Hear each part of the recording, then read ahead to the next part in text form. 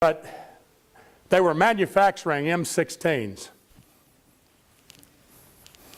And there's over 100 parts in the manufacture of a M16, all carefully milled, filed. One fits the other perfectly. The barrel is one of the most important parts. And if that barrel is not within a 3,000th tolerance on the gauge they use to turn it on, then it goes into the discard pile unless they can bend it with pressure and straighten it out. But it'll never enter into the military for our soldiers to use unless that gun mounted on a block shoots into the firing range in a 4-inch pattern. I saw something that day.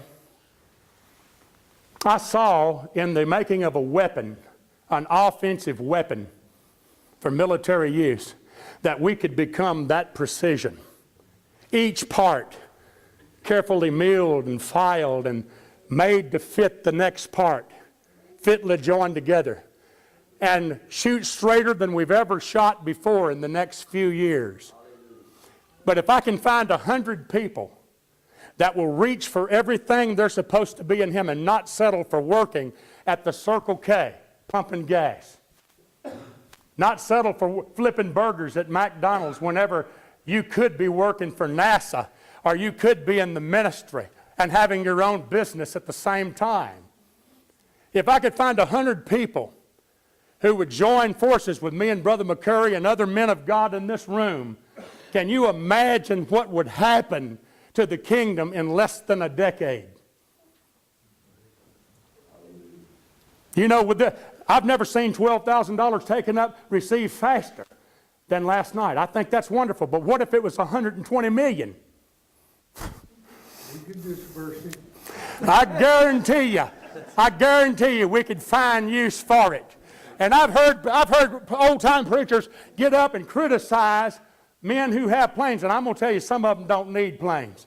They just think they need planes. But what if I met a corporate executive, my brother, who owned a corporate jet sitting in the hangar most of the time, but he was a kingdom man. And he understood the kingdom, and he was willing to fly us anywhere in the world on his company, tax deductible. Let me tell you, I don't have to own a plane. I just need to know the man who does.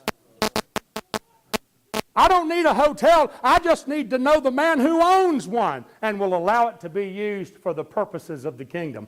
God bless you. I have about 50 other things I'd love to share, but I don't want to get into Brother McCurry's time. I hope you receive something out of that, but I challenge you.